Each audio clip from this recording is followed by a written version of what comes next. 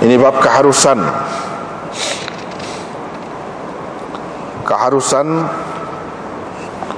yakni berbekam. Sesuai dengan tajuk sebelum pada ni, ada kaitan dengan tajuk sebelum pada ni, iaitu Fisaim yahtajimu, bab orang yang berpuasa berbekam, apa hukumnya. Jadi di bawah bab tu Imam Abu Daud mari dah hadis-hadis tentang hadis-hadis yang zahirnya menunjukkan tidak boleh bekam pada ketika berpuasa. Membekam dan dibekam tak boleh. Kemudian diwak mari pula bab ni, malam ni, iaitu bab keharusan atau kelonggaran berbekam pula. Di bawah tajuk ni Imam Abu Daud mari hadis-hadis yang menunjukkan boleh berbekam bagi orang yang berpuasa.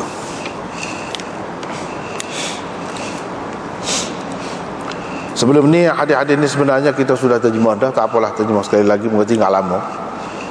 Dengan sanadnya Imam Abu Daud meriwayatkan daripada Ibnu Abbas bahawa Rasulullah sallallahu alaihi wasallam pernah berbekam ketika baginda berpuasa.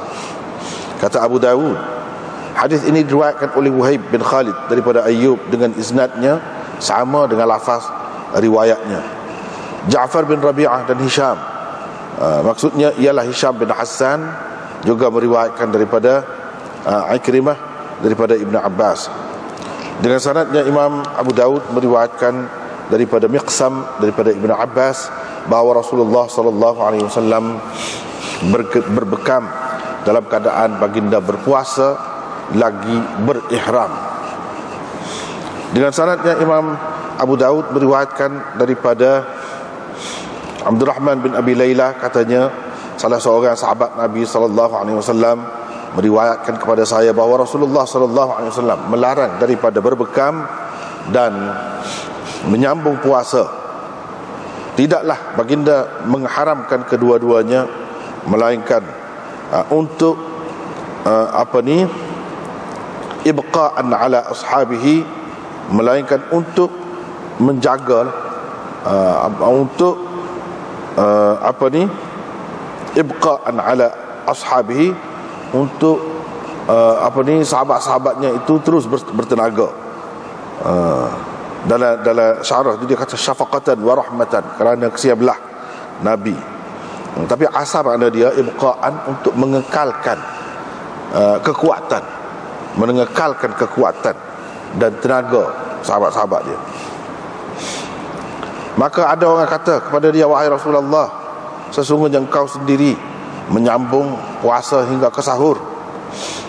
Maka Nabi SAW bersabda, sesungguhnya aku menyambung puasa hingga ke sahur dalam keadaan Tuhanku memberi makan dan memberi minum kepadaku. Dengan sanadnya Imam Abu Daud meriwayatkan daripada Thabit, kata Anas, kita tidak melarang berbekam kepada orang yang berpuasa, melainkan kerana takut dia akan penat atau kehabisan tenaga. Jadi boleh kita pakai nad'us itu dengan makna nanha, kita melarang.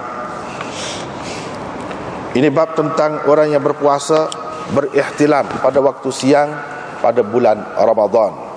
Dengan sanadnya Imam Abu Daud meriwayatkan daripada salah seorang sahabat Nabi sallallahu alaihi wasallam, katanya Rasulullah sallallahu alaihi wasallam bersabda, tidak batal puasa orang yang muntah, orang yang berihtilam, dan orang yang berihtijam, yakni orang yang berbekam.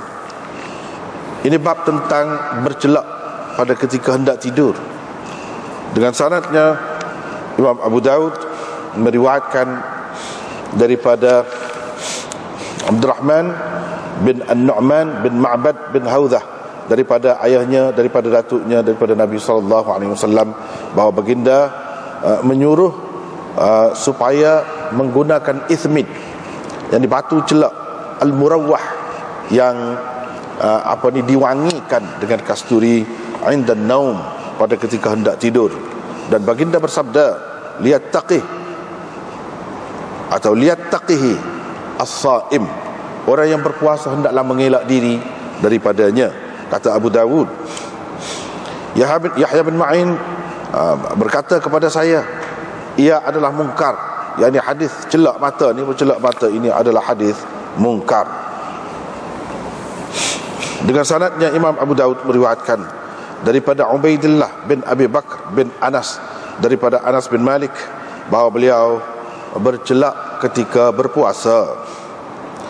Dengan sanadnya Imam Abu Dawud meriwayatkan daripada A'mash, katanya tidak pernah saya lihat sesiapa pun daripada ashab kita, mana tokoh-tokoh kita, yang menghukum makruh bercelak kepada orang yang berpuasa.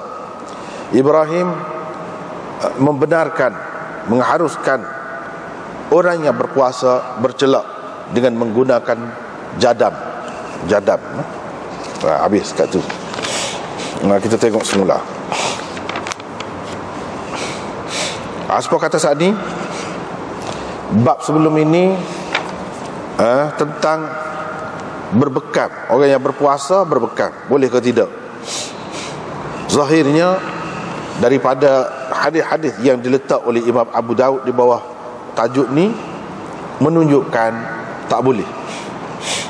Tak boleh tu setara mana? Baru ni sudah bicara juga. Ada yang kata haram, batal puasa. Ada yang kata tidak haram, makruh, tidak batal puasa. Ada yang kata tidak makruh, tak ada apa-apa. Tapi hak ni, hak zahir, hadis-hadis di bawah bab ini kebanyakannya pegang untuk menunjukkan tak boleh. Orang-orang hak kata boleh tu, dia terpaksa kena takwil hadis-hadis ni. Dia terpaksa kena takwil dengan memberi makna gini-gini, seperti baru ni kita sudah bicara dah, ajar dah baru ni. Hak ni ar-rukhsah, babun fir rukhsah ni. Jadi dalam setengah-setengah kitab yang tak ada bab fir rukhsah saja. Dalam setengah-setengah nuskahnya babur rukhsah. Rukhsah ni mana kebenaran atau keharusan berbekam untuk orang yang berpuasa. Menunjukkan boleh lah. Kalau orang puasa boleh, hak tidak puasa kau boleh. Hak ni hak cara kau orang puasa ni. Puasa ni boleh berbekam. Jadi boleh puasa kau, tidak boleh puasa kau dalam keadaan puasa, boleh berbekam. Jadi dalil-dalilnya orang-orang yang kata boleh tu, inilah dalil. Bermakna hadis-hadis sebelum pada ni hak menunjukkan tak boleh tu, kalau dia terima sebagai tak boleh pun, itu kata mereka sudah dimansuhkan oleh hadis-hadis ni, rukhsah. Hak tu, hak kata tak boleh tu sudah mansuh. Ataupun sebab takwil, sebab baru ni lah. Takwil dia tidak kata mansuh, tapi takwil itu lagu mana? Aftar al-hajim wal mahjum, dengan makna orang yang berbekam, orang yang membekam dan yang dibekam itu terdedah kepada terbatal puasa. Mana terdedah, aftara tu bukan makna terbatal puasa, tidak. Tapi orang hak kata batal tu, dia kata lagu tu, kalau kita terjemah kak, maknanya terbatal puasa orang yang membekam dan dibekam. Tapi ulama tak sepakat lagu tu, dia takwil lah. Dia tidak kata terbatal lah, terdedah kepada terbatal, atau membawa kepada terbatal. Itu makna aftara, membawa kepada terbatal. Sebab apa terbatal? Baru dia sudah bicara dah. Mana kalau hak bekam tu, yang membekam tu orang zaman dulu, dia isap. Bila dia isap tu boleh jadi darah tu masuk dalam mulut, dalam rongga. Dan yang dibekam tu pula apa dia batal? Kerana letih. Bila letih tak tahan, buka puasa. Gitulah. Dia takwil gitu. Orang hak tidak takwil, dia kata tak cara ke letih, tak cara ke masuk dalam tekak, tak masuk dalam tekak. Perbuatan itu sendiri sudah membatalkan. Siapa-siapa yang kata gitu, siapa-siapa yang kata gini, kita sudah rakyat dah sebelum pada ni. Jadi hak ni dalil bagi orang yang mengatakan berbekam pada ketika berpuasa tidak membatalkan puasa, bahkan boleh. Paling tidak dia boleh, harus saja. Dia harus saja. Kalau kita tidak nak kata sunnah Nabi pun, tidak nak kata sunnah Nabi pun harus.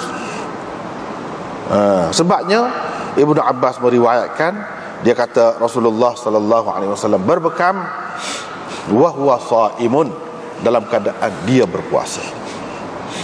Dalam keadaan dia berpuasa. Jadi kalau kita kata berpuasa itu puasa bulan Ramadan, kalau tidak bulan Ramadan. Kalau kata tidak bulan Ramadan pun, bila kata dalam keadaan berpuasa itu tidak batal, puasa bulan Ramadan pun tidak batal, sepatutnya.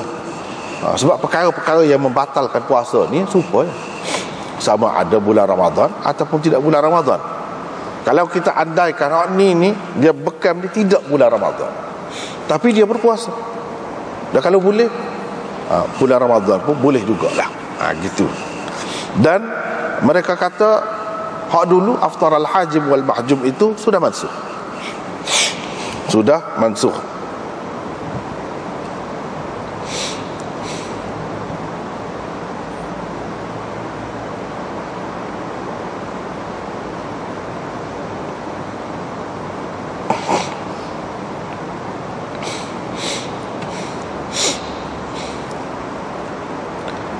Baik.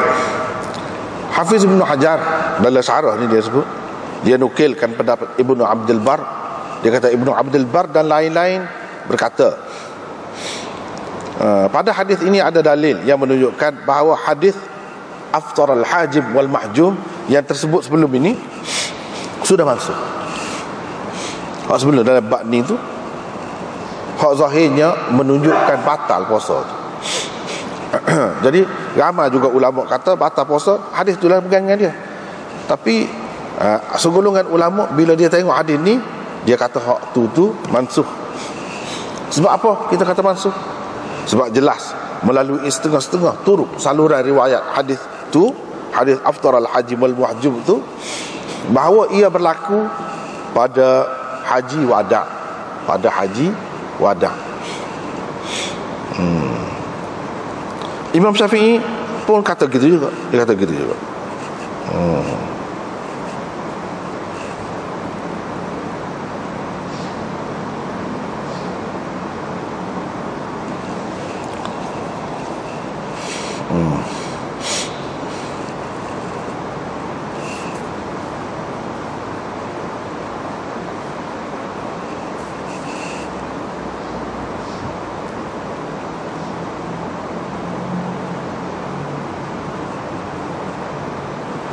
Tak apalah. Itu yang pertamanya. Lepas tu Imam Abu Daud kata Abu Daud, bila dia kata Abu Daud dalam kitab Sunan Abi Daud ni, sini hak istimewa dia, hak beza dia daripada orang lain. Kalau Abu Daud itu adalah komentar Abu Daud terhadap hadis tu dari apa-apa sudut lah. Dari apa-apa sudut lah.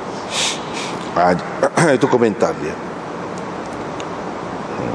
Hadis ini diriwayatkan oleh Wahib bin Khalid daripada Ayyub, bukan Abi Ayyub dengan isnadnya mithlahu, sama dengan lafaz riwayat dia tadi. Maknanya Imam Abu Daud nombor satu sekali nak ayat, selain daripada Abdul Waris yang meriwayatkan daripada Ayyub itu, ada lagi orang lain yang meriwayatkan daripada dia, sanadnya ahli atas tu serupa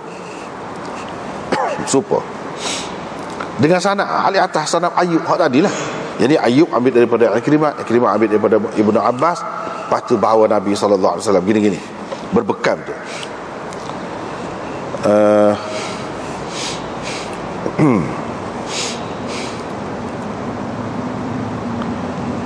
Dan Ja'far bin Rabi'ah dan Hisham juga meriwayatkannya daripada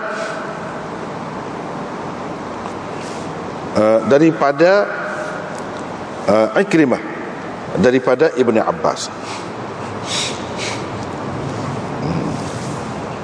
Maknanya Imam Abu Daud nak cerita hadis ini ada mutaba'ah pada dua tempat. Mutaba'ah ada pada dua tempat. Satunya bukan Abdul Waris sahaja yang meriwayatkan hadis ini daripada Ayyub, tapi Wahib juga meriwayatkan daripada Ayyub. So mutaba'ah yang keduanya terletak pada atas tu. Ikrimah Ayyub meriwayatkan daripada Ikrimah. Ayyub seorang kau yang meriwayatkan daripada Ikrimah daripada Ibn Abbas itu? Tidak. Dia nak riwayatnya ada lagi dua orang perawi, iaitu Ja'far bin Rabi'ah dan Hisham bin Hassan, juga meriwayatkan daripada Ikrimah daripada Ibn Abbas. Mana ada dua mutaba'ah di situ. Yang ini sama seperti yang diriwayatkan oleh Ayyub tadi secara mausul. Secara mausul. Jadi gapo dia Imam Abu Daud riwayatnya? Sebab hadis ini ada juga diriwayatkan secara mursal. Secara mursal. Jadi hak ini hak diriwayatkan secara mausul. Jadi bila ada ta'arud, pertentangan di antara sesuatu hadis itu sama ada ia mursal atau mausul, maka kita boleh utamakan yang mausul. Terutamanya kalau yang mausul itu ada beberapa mutaba'at dia, seperti yang dikemukakannya di sini. Ada beberapa mutaba'atnya. Satu mutaba'at pada Abdul Warith itu. Selain Abdul Warith meriwayatkan daripada Ayyub, ada Wahib bin Khalid. Yang kedua mutaba'atnya, selain Ayyub meriwayatkan daripada Ikrimah, Ja'far bin Rabi'ah dan Hisham bin Hassan juga meriwayatkan daripada Ikrimah. Jadi riwayat semua ni, tiga-tiga ni semuanya mausul, iaitu Ikrimah daripada Ibnu Abbas bahawa Rasulullah sallallahu alaihi wasallam. Ada juga riwayat ni diriwayatkan secara mursal, yakni sampai sekat Ikrimah terus kata Rasulullah sallallahu alaihi wasallam berbekam dalam keadaan dia berpuasa. Tak ada riwayat Ibnu Abbas celah. Bila tak ada riwayat Ibnu Abbas di situ, perawi tabi'i tu lopak, laka, tak riwayat sahabat tu, itu orang panggil mursal. Jadi Imam Abu Daud seolah-olahnya dia dengan dia buat komentar ini, dia tak riwayat tu, hak mursal itu. Seolah-olahnya dia menterjihkan yang mausul. Mana hadis ini mausul. Dan kalau ada perawi-perawi dia seperti Ikrimah yang mudallis, tak apa. Sebab apa? Ada beberapa mutabi'nya. Ada beberapa mutabi'nya dalam meriwayatkannya secara mausul. Gitu maksud dia. Kenapa hal tu? Lepas tu kenapa hal juga dari segi benda ni yang jadi celaru tu, kalau kita tak kena ataf, tak kena ataf. Tadi qala Abu Daud rawahu Wahib ibn Khalid an Ayyub bi isnadihi mithlahu wa Ja'far tu waw tu nak ataf ke mana? Waw tu ataf kepada Wahib, bukan ataf kepada Ayyub, bukan ataf kepada Khalid, tak. Kalau ataf kepada Ayyub jadi lagu lain. Jadi lagu lain. Dia ataf kepada Wahib, situ sepatutnya.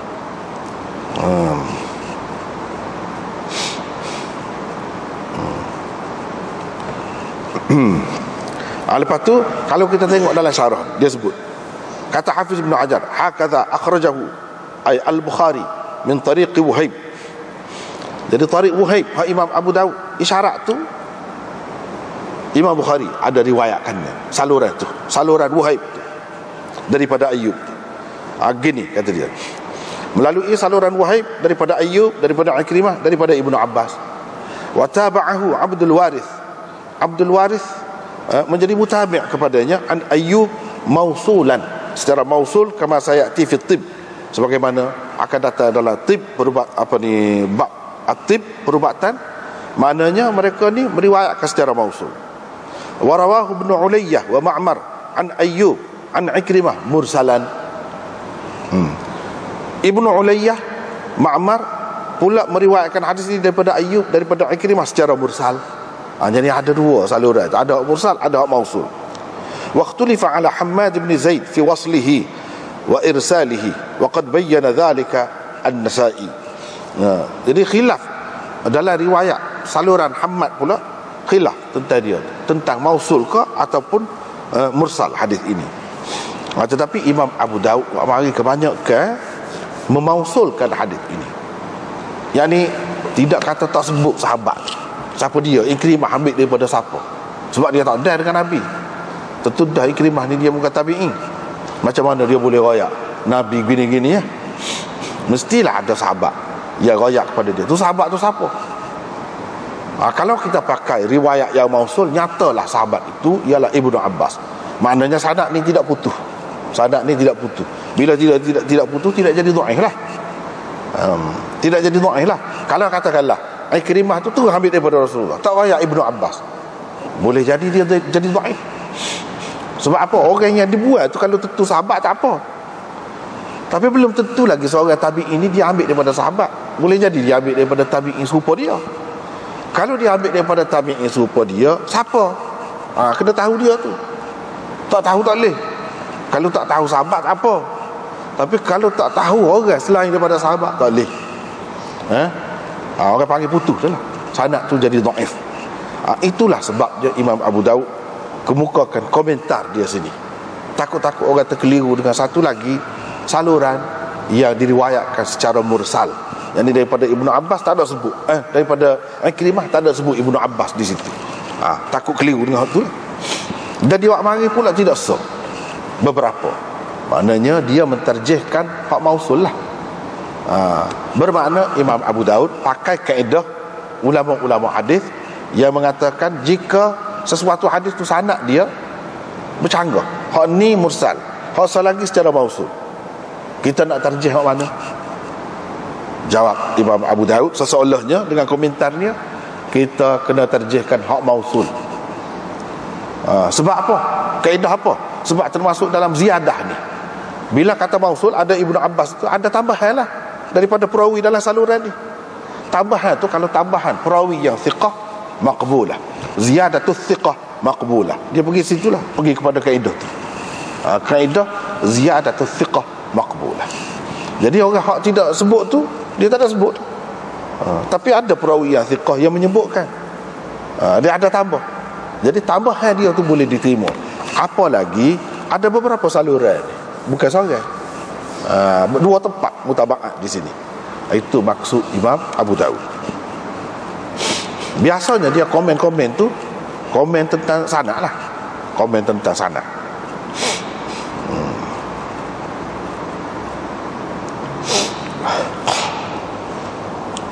Habis di situ.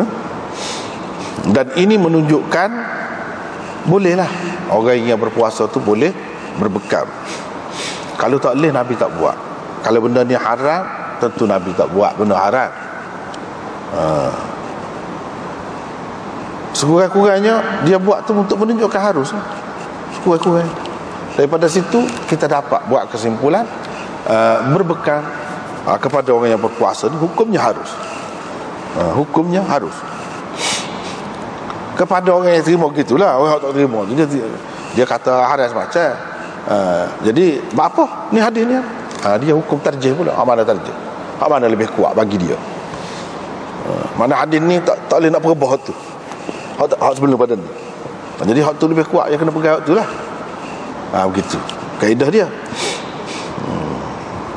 Ataupun kita kata dia tu dia kena takwil lah.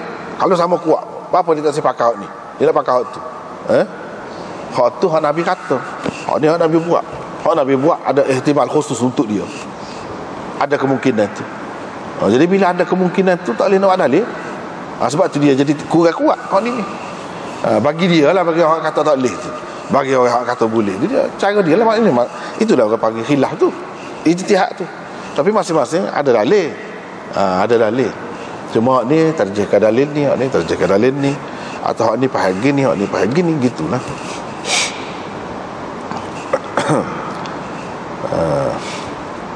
Kalau kita kata benda ni bagi orang hak kata tidak batal lah, tidak batal, tidak haram bekal ni, dia kata tidak apa ni, sahabat ada buat.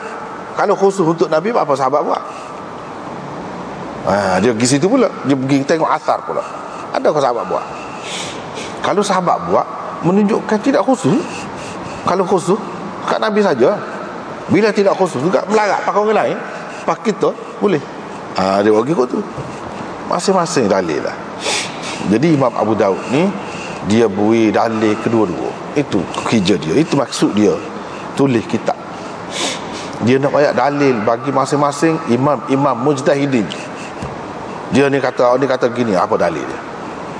Ni kata gini, apa dalil dia? Ni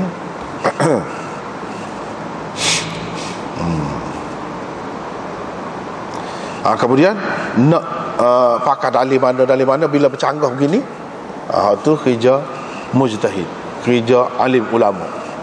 Orang biasa ni dia tak tahu, dia tak boleh, dia tak ada hak untuk mentarjih kau, untuk mentarjih kau ni, dia tak tahu.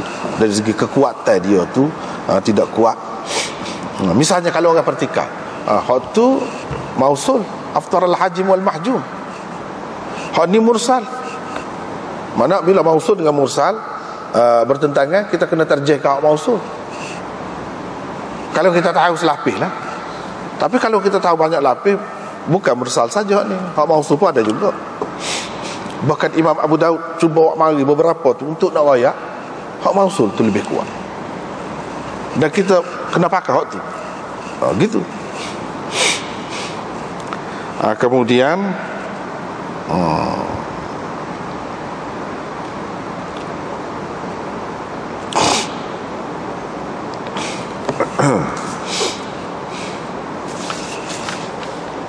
kemudian riwayat lagi daripada Ibnu Abbas, bukan daripada anak murid dia bernama Ikrimah, tapi anak murid dia dari yang bernama Miqsam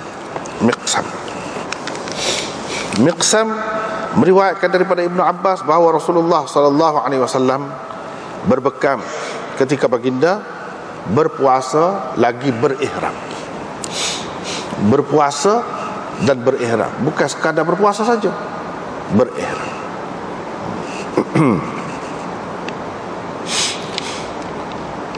Jadi maknanya dua ibadat dibuat di sini, mana tak apa.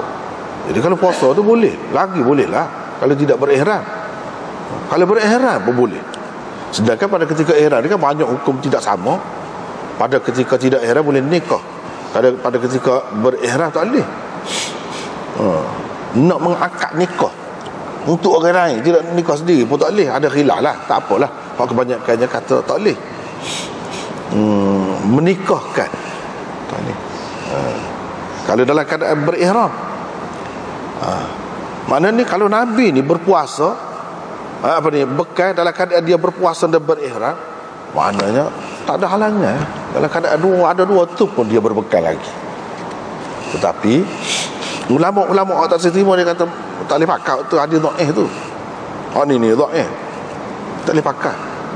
Hak sebetulnya, hak sahihnya boleh terimanya, iaitu Nabi SAW berbekam dalam keadaan dia berpuasa. Hak tu saja. Berpuasa lagi berihram, itu tidak sahih. Jadi hak ni tidak sahih.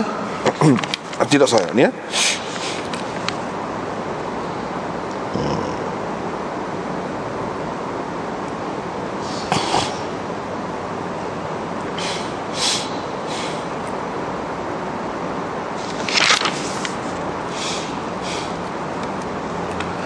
Tu sah situ. Kalau dalam kitab ni dia sebut sini pada muka surat 185,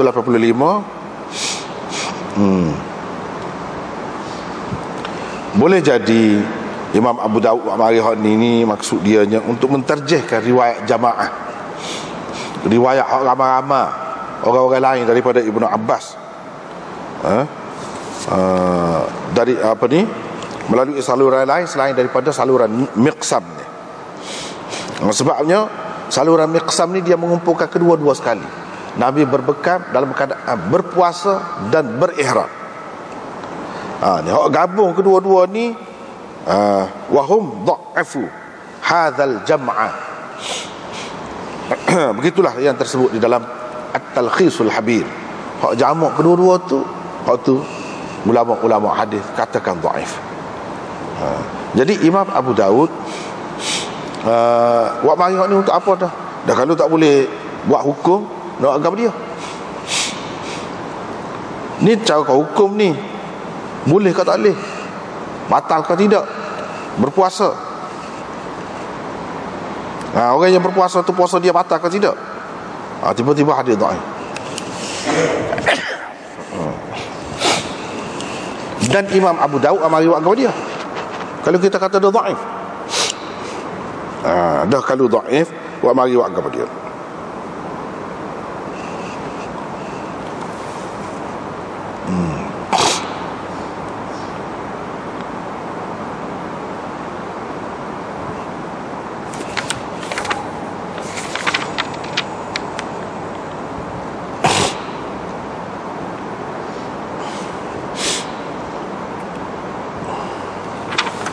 Jawabnya, satu, Imam Abu Daud nak cerita kepada kita, kadang-kadang ulama-ulama ni hadis dhaif pun dia mari sebagai sokongan, bukan sebagai asas. Sokongan saja. Hak tadi hak asasnya. Kalau kita tak boleh terima hak berihram, tak boleh terima sekat berihram tu sajalah. Tapi dalam sebut berihram tu ada sebut juga berpuasa. Hak berpuasa tu tak ada orang pertikai. Jadi yang kita nak ayat pun boleh lah. Tidak terbatal lah puasa orang yang berpuasa tu, tidak nak cara ihram tu. Cuma dalam riwayat ni ada tambah ihram tu. Hak tu dipertikaikan. Satu lagi, kerana apa? Kerana Yazid bin Abi Ziyad, perawi dipertikaikan. Perawi dipertikaikan. Sedangkan maksud Imam Abu Daud, mari hak ni selain ayat ulama-ulama fiqh tu, imam-imam mujtahid tu, dia pakai buat apa dia hadis ni, kalau hak setara ni buat sokongan saja, bukan sebagai asas dia. Itu jawapan dia yang pertama. Yang kedua, dia nak ayat buat mari hadis ni semata-mata nak menyokong riwayat yang pertama tadi, mausul. Nak menyokong riwayat yang pertama tadi mausul, sebab riwayat daripada Miqsam ini juga mausul. Tu je. Kalau nak kata lemah sedikit pun tak apalah. Tapi Imam Abu Daud nak menterjihkan hadis ini adalah mausul. Sekurang-kurangnya sekat wa huwa shaimun, tak sehambil lah muhrimun tu tak apa. Tapi dalam keadaan dia berpuasa tu jelas. Ada juga dalam riwayat ni. Dan ini juga riwayat mausul, bukan mursal. Bukan mursal. Itu tujuan Imam Abu Daud mari. Selain daripada tu hak tadilah, kalau orang tanya hadis dhaif nak pakai buat hukum lagu mana? Ini kan dia mari dia nak ayat dalil masing-masing kan ni. Dia kalau dalil, hak ni boleh buat dalil ke? Tak boleh kalau dalil yang tersendiri. Tapi kalau sebagai sokongan boleh. Tu ni ayat tu dua kali nak ayat situ.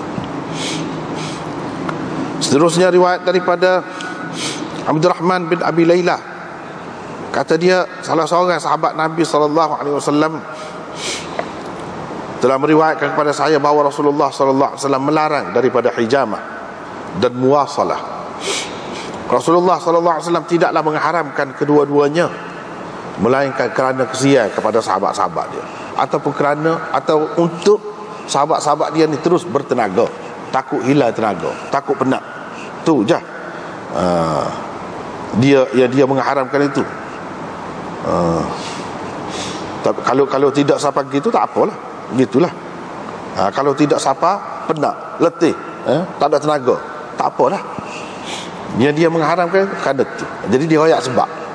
Lepas tu orang kata, engkau sendiri tu wahai Rasulullah sambung puasa tu sampai ke sahur, sampai ke waktu sahur tu. Maknanya sambung ni bukan sambung sampai ke esok ke hari tu tak puasa lagi. Sehari tu maknanya tak buka puasa lah, kita kata baru makan dekat sahur. Itu pun termasuk dalam muwasalah juga. Jadi muwasalah ni ada dua makna lah. Satu, sambung puasa hari ni, esok puasa pula, tak buka lagi. Petang kau sahur kau tak, petang esok dia baru buka. Mana 2 hari tak makan, ataupun 3 hari kau ikutlah sambung tu. Itu dia panggil wisal, saumul wisal atau muwasalah. Satu. Yang keduanya termasuk dalam muwasalah berdasarkan hadis ni, mana sambung puasa tu tak buka puasa pada waktu buka tu, tapi makan juga pada waktu sahur. Pada waktu sahur, esok puasa pula. Itu yang dikatakan wisal juga. Dua mana wisal tu hingga ke sahur. Hak tu pun mana kira-kira di sini Nabi tak berilah kalau puasa sampai masa buka puasa, bukalah. Jangan sambung sampai ke sahur, tak buka, tak ada buka, sahur tu baru makan. Jangan begitu. Sebab itu pun termasuk dalam muwasalah juga, wisal juga. Lalu orang tanya, sahabat tanya, macam mana kamu sendiri tu sampai ke sahur tu? Nabi kata, aku lain. Aku sambung sampai ke sahur tu dalam keadaan Tuhan beri makan kat aku, beri minum kat aku. Jadi beri makan tu, makan benda lagu mana? Kalau beri makan nasi, jadi buka jugalah. Kalau beri minum air tu, air sungguh lah, maknanya buka lah. tak ada lah sambung tu. Tapi dia kata Tuhan beri makan tu maknanya sesuatu yang lain tu. Jadi makan tu makan gap. Macam-macam lah pendapat ulama katanya. Ada yang kata di sini maksud beri makan, beri minum tu bukan maksud makan dan minum, tetapi memberi hasil. Memberi hasil daripada kalau kita makan dan kalau kita minum. Jadi kan, kalau makan jadi kenyang, kalau minum jadi puas lah, hilang dahaga, tak dahaga lah. Jadi Tuhan buat lagu tu aku ni tak makan. Kalau makan apa makna sambungnya? Tapi Tuhan beri dapat hak orang makan, kenapa dia kenyang dan tidak dahaga. Dapat waktu.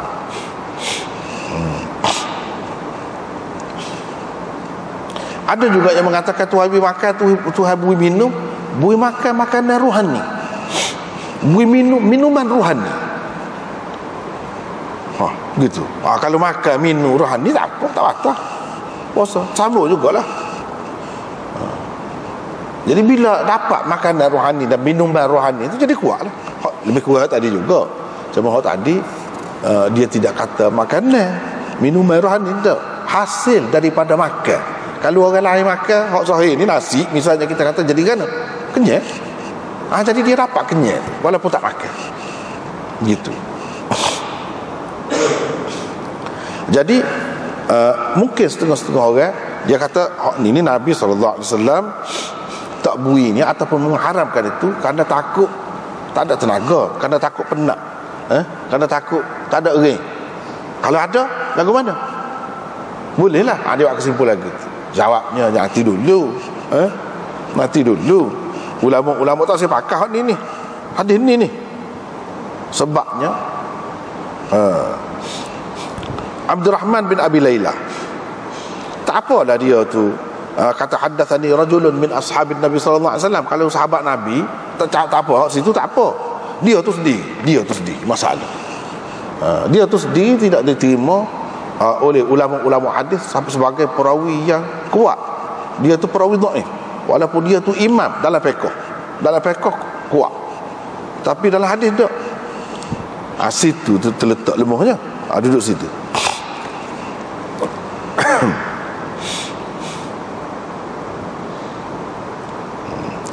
Jadi tak boleh pakai lah gitu. Bekam ni pun dia menyebabkan jadi lesu juga. Jadi tak ada tenaga juga, jadi penat juga. Seperti mana seseorang itu kalau dia sambung puasa dia tak buka puasa jadi penat, letih juga. Jadi Rasulullah sallallahu alaihi wasallam laranglah. Jadi larang itu kerana kesian.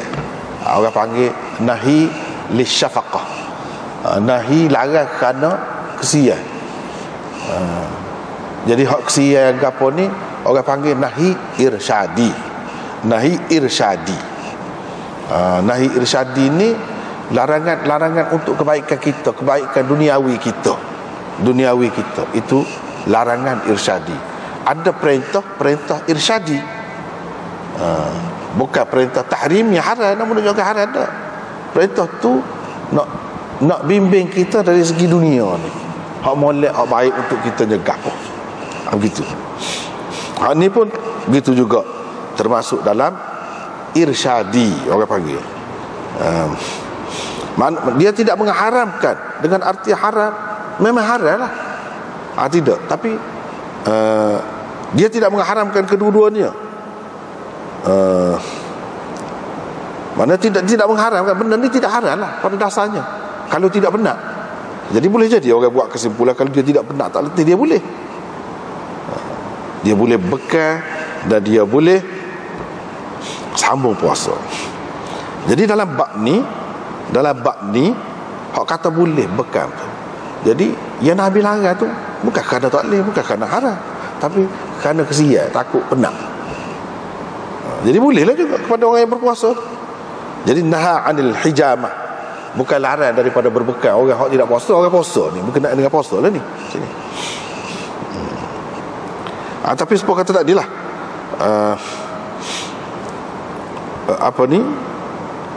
hadis ini dipertikaikan oleh ulama. Tapi bagi ulama hak terima juga.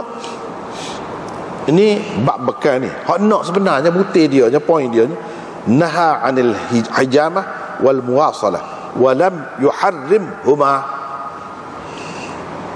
Nabi tidak mengharamkan kedua-duanya. Dia larang, memang larang, tapi tidak mengharamkan. Tidak semestinya larang ni makna mengharam, mana haram. Begitu. Dia ambil situlah. Bila tidak larang, tidak mengharam, walaupun larang tapi tidak mengharamkan, bermakna benda ni boleh lah. Dia ambil kesimpulan situ. Lepas tu kalau orang kata hadis ni dhaif, dia kata iyalah, mengikut setengah-setengah ulama rijal dia tu dhaif. Tapi setengah-setengah ulama rijal kata tidak, dia tidaklah dhaif benar. Maknanya kalau kita kata peringkat hasan, peringkat hasan, Abdul Rahman bin Abi Layla ni peringkat tu, boleh juga nak buat hujah. Nak buat hujah boleh. Dan kalau kita terima mana hadis ini hasan, banyaklah pengajarannya yang kita dapat, iaitu tidak semestinya hak Nabi larang itu memberi makna haram. Misalnya dalam hadis ni jelas, dia Nabi SAW melarang daripada berbekam dan menyambung puasa, dan dia tidak mengharamkannya. Mana bila larang tu boleh jadi tidak haram. Tidak semestinya kalau kata larang itu makna haram selalu. Boleh jadi dengan makna makruh apa. Gitulah. Jadi turunlah darjat dia jadi makruh. Dan ada kalanya Nabi SAW larang ni tidak dengan maksud hak berkait dengan agama, dengan arti batal, kosong, kotak sak, bukan kait dengan hak tu. Tapi kerana benda lain tu hak untuk dunia lah, kaitan dunia. Misalnya jadi letih, penat, tu larang tu kerana kita akan menghadapi sesuatu yang tidak baik lah. Gitu.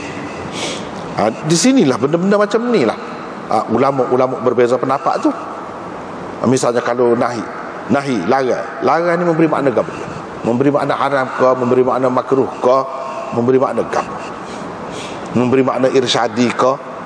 Begitu juga perintah. Kalau perintah ni memberi makna wajib ke, memberi makna sunat ke, memberi makna harus saja ke, atau memberi makna irsyadi, boleh jadi berlaku. Dengan sebab tu kalau kita jumpa dalam ayat hadis, kena ada cerita halal. Ini perintah. Wastashhidu syahidaini min rijalikum fa in lam yakuna rajulain farajulun wa imra'atan mimma tardawna min asy-syuhada, dan seterusnya. Jadi hendaknya wastashhidu syahidaini min rijalikum. Wastashhidu, carilah saksi dua orang lelaki di kalangan kamu. Kalau ada dua orang lelaki, farajulun wa imra'atan, maka seorang lelaki dan dua orang perempuan. Setengah-setengah ulama kata ini perintah memberi makna mesti kena, ini tuntutan agama. Dengan sebab tu kena dua orang lelaki. Jadi dua orang perempuan sama dengan lelaki, seorang lelaki. Farajulun wa imra'atan, dia pegang gitu zahir. Ikutlah dia pandai, kalau dia tidak pandai, kalau dia buta huruf, kalau dia lelaki, dia jadi lebih lah. So dia tu sama dengan dua orang perempuan. Dia faham gitu. Setengah-setengah ulama faham tidak. Jadi amar di situ, dia butir tu lah. Amar gapo. Amar gapo. Amar dengan makna wajib kau mesti kita terikat dengan hak tu ke, sebab dia kaitan agama. Hukum agama ni tak boleh lah.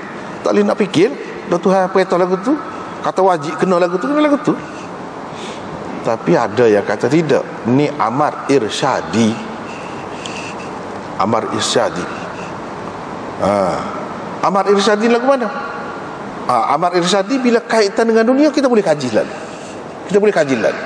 Itu kaedahnya. Sama-sama kah antadilla ihdahuma fatudzakkira ihdahuma al-ukhra? Sama-sama lagu tu. Orang tino ni mudah pelupa sama kah? Setiap orang tino tu pelupa lebih pelupa daripada lelaki kah? Orang lelaki ni kuat sama kau ingat tadi semua orang gitu. Ada. Itu kenyataan dunia gitu. Orang yang mudah-mudah terlupa ni dia lagu mana? Kalau seseorang tu dia tu accountant, hak tino tu dia accountant, Kira-kira ni kalau nombor-nombor ni mudah ingat benar ni.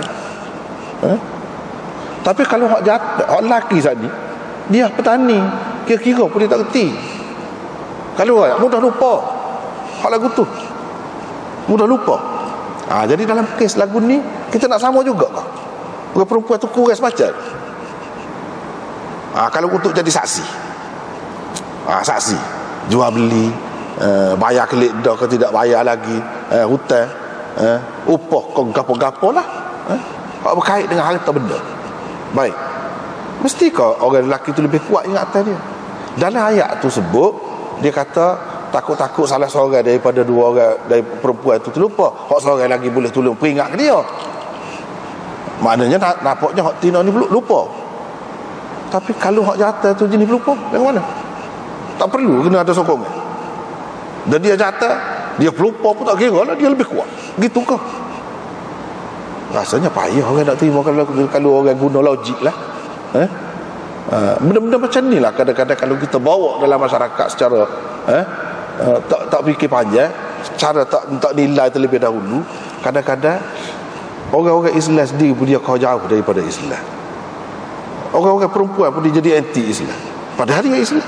Dalam keadaan dia tidak faham tu, dia kata sombong. Kita tengok tina ni kurang sombong.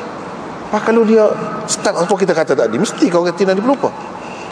Jawabnya kita kena pergi, kena kaji lagi lah. Kaji lagi, bila kaji pelupa-pelupa ni apa-apa orang yang bukan bidan dia mudah lupa lah dalam perkara tu.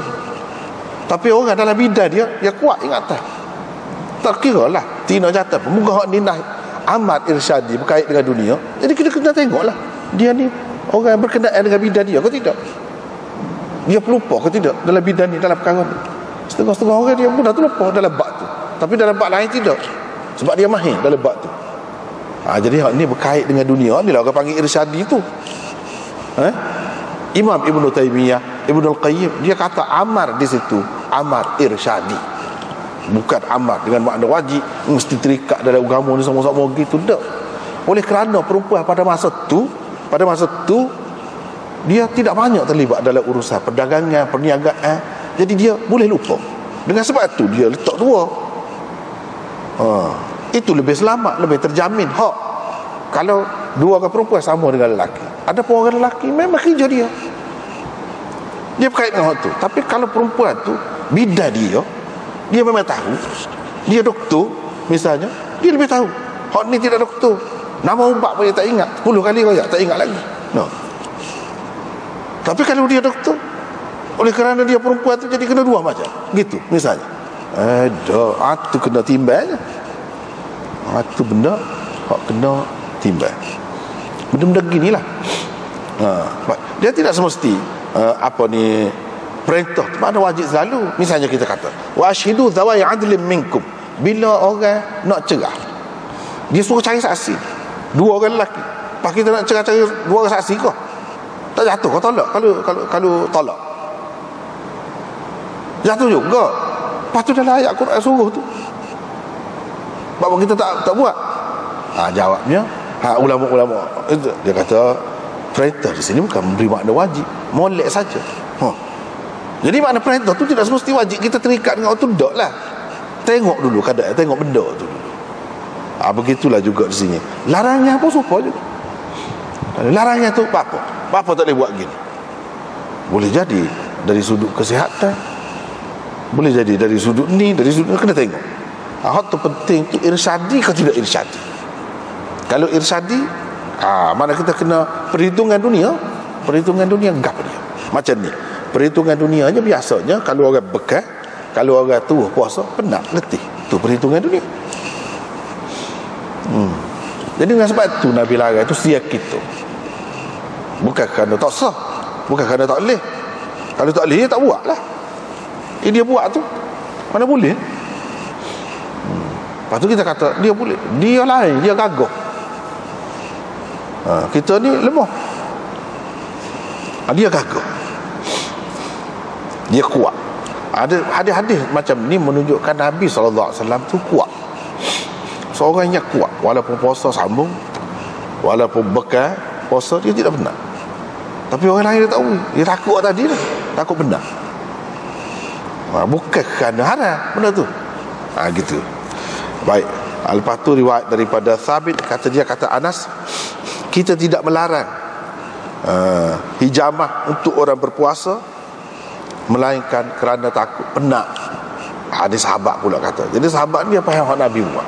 Hak Nabi tak bui itu buat apa? Takut penat. Jadi dia pun di zaman dia, kalau orang nak bukan dia larang. Buat apa? Bukan kerana lain, bukan kerana tak boleh. Jadi Imam Abu Daud buat kesimpulan, berbekam tu sendiri pada dasarnya boleh. Ya, jadi dilarang tu sebab takut penat. Jadi mana orang yang berpuasa, kalau orang yang tidak berpuasa, dia boleh makan, dia boleh gapo. Hak berpuasa ni tak boleh. Dia boleh jadi penat, boleh jadi terdedah kepada berbuka puasa. Tapi kalau nak kira pada dasarnya, dia tidak membatalkan puasa. Bagi orang yang mengatakan boleh, inilah dalil-dalil. Inilah dalil-dalil dianya.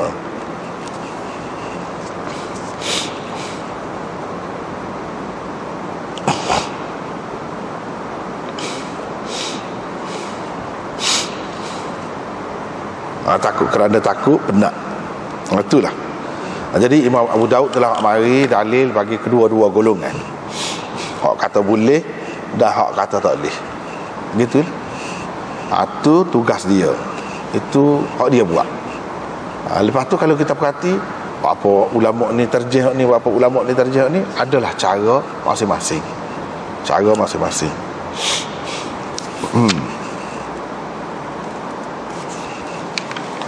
Kemudian tentang orang berpuasa yang berihtilam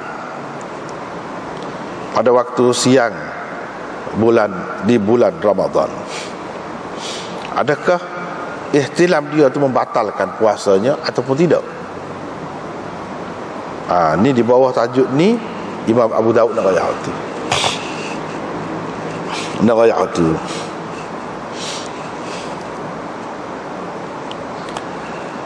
Jadi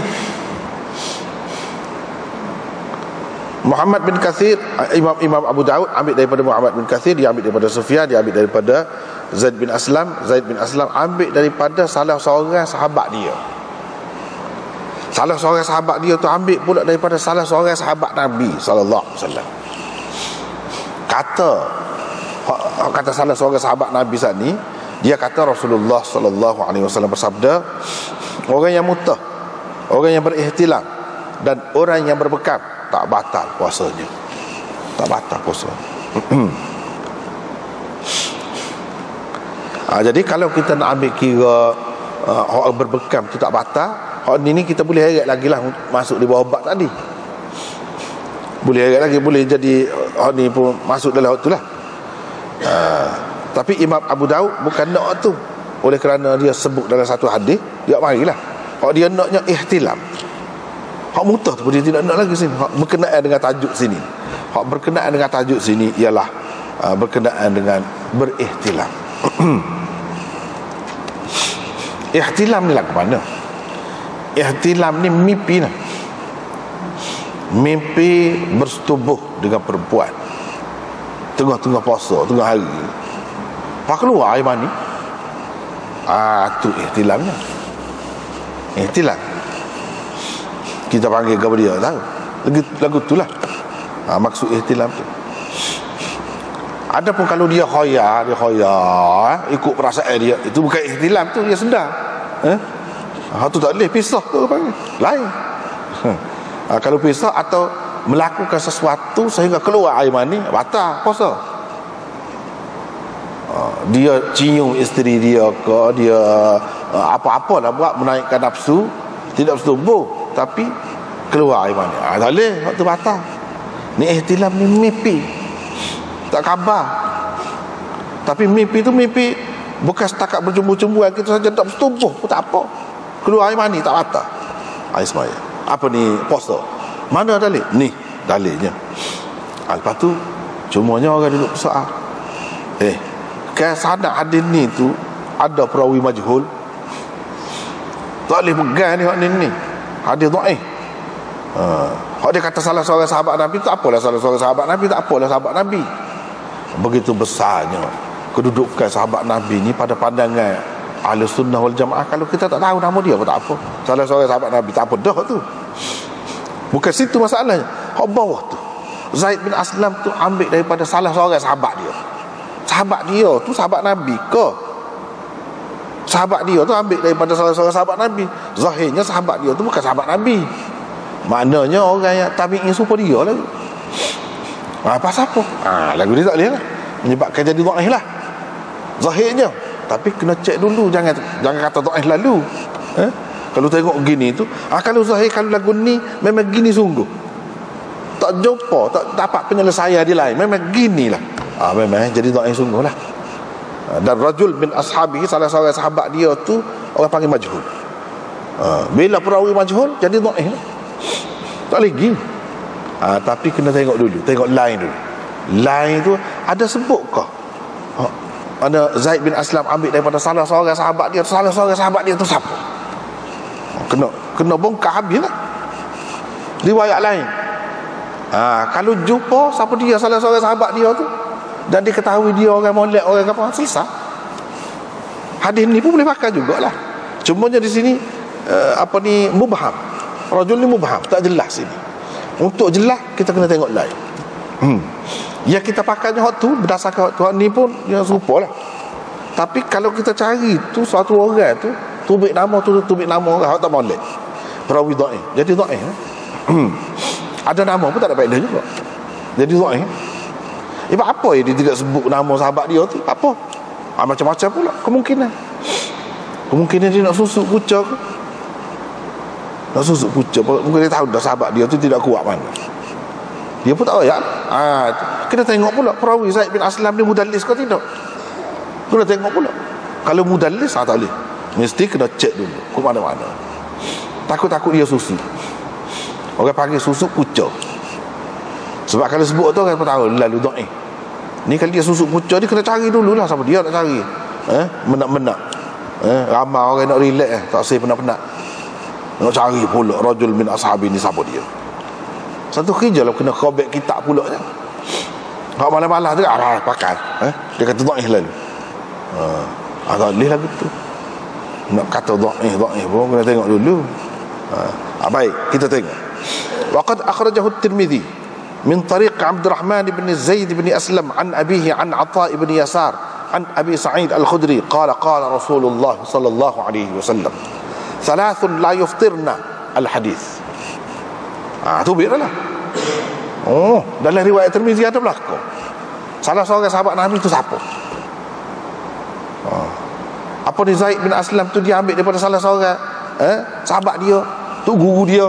Siapa dia? Tu guru dia. Tahu lalu. Tu bi. Buka Tirmizi. Jumpa lah. Walaupun hak ni samar, kekeliruan di sini, kesamaran di sini hilang dengan sebab ada riwayat Tirmizi itu. Yang kita pakai hak Tirmizi. Hak ni serupa tu lah, hak tu lah. Gitu. Tengok Zaid bin Aslam ambil daripada Atha bin Yasar. Sebut tu. Itulah rajulun min ashabi itu. Lepas tu rajulun min ashabi itu ambil daripada rajulun min ashabin Nabi itu, siapa dia? Salah seorang sahabat Nabi, Abi Sa'id Al-Khudri. Abu Sa'id Al-Khudri kata Rasulullah sallallahu alaihi wasallam bersabda, 3 perkara tidak membatalkan puasa.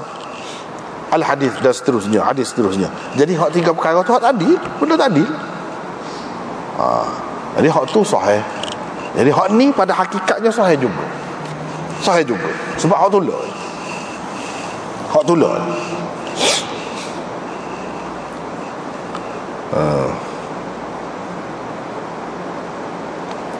Baik. Thumma qala, kemudian Imam Tirmizi kata, qala Abu Isa, hadis Abi Sa'id Al-Khudri ghairu mahfuz. Pula dia ada masalah lain pula. Hadis Abu Sa'id Al-Khudri ini tidak mahfuz. Sebab apa? Sebabnya Abdullah bin Zaid bin Aslam dan Abdul Aziz bin Muhammad dan bukan seorang meriwayatkan hadis ini daripada Zaid bin Aslam secara mursal pula. Dia tidak ada sebut di dalamnya daripada Abi Sa'id. Daripada Abi Sa'id tak ada sebut. Jadi Zaid bin Aslam ni ada anak tadi Abdul Rahman. Dalam riwayat Tirmizi, Imam Tirmizi mari itu riwayat daripada Abdul Rahman bin Zaid bin Aslam daripada ayah dia. Anak dia seorang lagi nama dia Abdullah. Tidak riwayat lagu tu. Tidak riwayat lagu tu. Lepas tu bukan anak dia saja. Abdul Aziz bin Muhammad juga tidak riwayat lagu tu. Bukan dua orang tu saja. Ada lagi, bukan seorang lah. Meriwayatkan daripada Zaid bin Aslam secara mursal. Mana tak ada sebut sahabat. Tu pula masalahnya. Jadi tak ada sebut Abu Sa'id itu. Lepas tu Abdul Rahman bin Zaid bin Aslam ni pula dia anggap dhaif dalam hadis. Dia anggap dhaif. Jadi tak boleh. Lepas tu kalau ada ni sokongan, kalau kita kata Tirmizi isyarat, waktu secara mursal tu, waktu mursal. Waktu mursal. Tak apa, tengok pula lain. Tengok pula lain. Akhrajah Daraqutni min tariq Hisham bin Sa'ad an Zaid bin Aslam an Atha ibn Yasar an Abi Sa'id al-Khudri. Hadis tadi lah dia kata. Hadis tadi.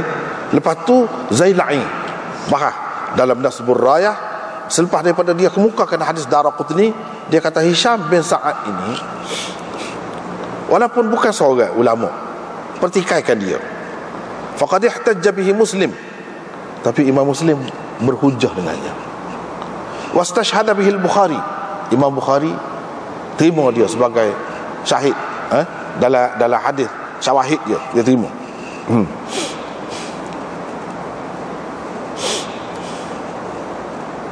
Lepas tu Ibnu Adi di dalam Al-Kamil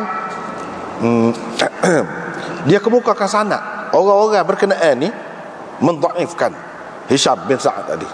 Nasa'i, Ahmad, Ibnu Ma'in, dan dia sendiri Ibnu Adi mengatakan Hisham bin Sa'ad ni perawi yang ada di dalam riwayat Daraqutni itu sebagai dhaif. Lepas tu dia kata siapa dia? Ibnu Adi ni dia kata walaupun dia dhaif yuktabu hadithuhu, hadis dia boleh ditulis juga, boleh ditulis. Abdul Haq dalam ahkamnya dia kata Hisham bin Sa'ad boleh ditulis hadis dia, tapi tak boleh nak buat hujah. Tak boleh nak buat hujah.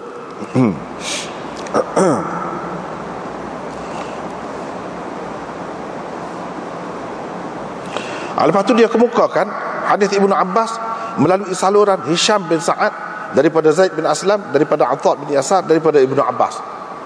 Kata dia Rasulullah sallallahu alaihi wasallam bersabda, "Thalathun la yuftirna as-sa'im." Al-hadis rawahu al-Bazzar fi musnadihi. Qala, kata al-Bazzar katakan, "Wa hadha min ahsaniha isnadan wa asahhiha." Hak ni kalau nak kira sanad hadis ni hak paling comel, kata dia. Paling comel dan paling sahih. Cumanya salah seorang perawi dia tu Abdul Aziz tidak hafiz pula. Tidak hafiz pula. Tu masalahnya. Tidak hafiz. Lepas tu dia kemukakan pula hadis Thauban. Farawahu Tabarani fi Mu'jamih al-Awsat sepatutnya. Dia mari sebut ni sanad ni.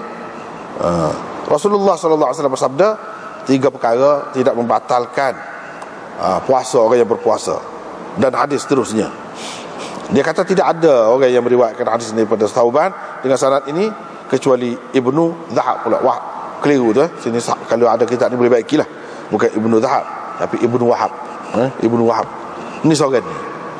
Maknanya kesimpulannya, rekasannya daripada perbahasan ni, hadis ni walaupun ni sini mursal, sini gini, tapi gabungan dia tu boleh naik darjat dia tu. Kalau kata dhaif pun dia jadi hasan li ghairi. Berdasarkan riwayat Al-Bazzar tadi yang dia kata paling comel, paling sahih tu, hadis itu sekurang-kurangnya hasan. Sekurang-kurangnya hasan. Jadi boleh dipakai dalam bab hukum, boleh pakai. Apalagi kalau mengambil kira semua tu ada sebut benda ni daripada beberapa orang sahabat, walaupun sanad dia tu tidak begitu kuat, sebab dia kata perawi dia Abdul Aziz tu tidak hafiz. Tidak hafiz bukan makna tak boleh pakai. Kalau lain-lain boleh. Hafiz tu nak jadi hafiz tu bukan senang hafiz tu pun. Kalau hafiz makna jadi sahih. Situ saja sakotnya. Sebab hak ni saja tidak hafiz. Hak lain-lain selesai berlaku. Hak ni yang tidak hafiz. Jadi oleh kerana dia tidak hafiz, kira-kiranya darjat dia turun sikit lah daripada sahih. Bila turun tu jadi hasan. Apa lagi kalau gabung campur semua ni, ada hak mursal, ada hak mausul semua, boleh dipakai lah. Mana kita kata hadis ni bertaraf hasan. Bila hasan bolehlah untuk dalam bab hukum ni, dalam bab hukum. Jadi jelaslah situ orang hak mutah dengan tidak sengaja lah, tidak jolak. Termutah. Dan orang yang berihtilam dan orang yang berbekam tidak batal puasanya. Gitulah. Jadi Imam Abu Daud wak mari hak ni, wak mari hadis ni kita kata apa lah, kita kata Imam Abu Daud ni tak mari hak terang. Sekurang-kurangnya supaya Imam Tirmizi wak mari tu sebut nama. Apa dia tak begitu? Jawabnya, hak dia terima daripada tok guru dia lagu tu. Dia buat lagu tu. Salah seorang daripada sahabat dia, Zaid bin Aslam, kata lagu tu. Lepas tu sahabat dia tu pula kata salah seorang sahabat Nabi. Dia riwayat lagu tu. Dia riwayat gitu. Hak dia terima tu lagu. Hak Imam Tirmizi terima dengan sebut nama. Tu je. Jadi apa ni? Itu yang pertama. Yang kedua, kalau kita kata, kalaulah Imam Abu Daud ni ambil hak Tirmizi itu betul-betul, buat mari sini, dia jadi serupa pula. Sedangkan nak banyak kelainan. Itu maksud yang kedua. Apa dia mari sanad dia berbeza. Yang ketiga, yang ada faedah sanad lagu ni kepada orang yang ngaji. Sebab tok guru dia, syekh dia boleh bahas lalu sini. Ni kalau nak kira ni majhul ni perawi hadis ni jadi dhaif nak kira. Tapi kita tak boleh kata dhaif lagi. Tengok dulu tempat lain lagu mana. Jadi tok guru dia boleh hurah sini. Bila hurah tu dia jadi mantap lah, dia kemah lah. Ilmu anak murid tu. Kalau tak ada ruang dah tempat nak bincang, tak ada ruang, sebut belakang. Jadi nak ayat gapo? Dan itu sebabnya kita ni orang ngaji, bukan untuk baca sendiri. Bila ngaji, ada jumpa tok guru bahas lah sini. Gini takut. Kurang-kurangnya kalau kita pandai dah, ada syarah. Tapi masalah syarah ni sepatut guru juga lah. Kadang-kadang kita nak pegang dengan seorang tok guru saja, dia koyak sikit amalan tu. Misalnya kita nak pakai dia habis kan, padahal banyak lagi perincian dia. Supaya juga syarah kita beli dah syarah. Ada maskerat mari dah syarah tu. Tapi dalam syarah tu tak ada rekah. Syarah tu tak ada. Kena syarah lain pula. Maknanya buk pun kena baca banyak juga, tok guru pun kena banyak juga. Gitu barulah boleh selesai. Kita sendiri pun usaha banyak juga baru jadi. Kalau baca kita tak baca hak lain, pakai dhabit hak tok guru beri saja sekat tu je, tak lagi. Begitulah maksud apa ni imam hadis ni tulis kitab tu. Dia maksud orang ngaji. Sebab tu dah orang ngaji. Dan dengan sebab itulah kalau habis kitab-kitab ni kan ngaji dengan guru dah, memang dia jadi kemah. Sebab apa dah bincang semua. Gitulah. Kita sekat itulah dulu untuk malam ni. Wallahu a'lam. Alhamdulillah.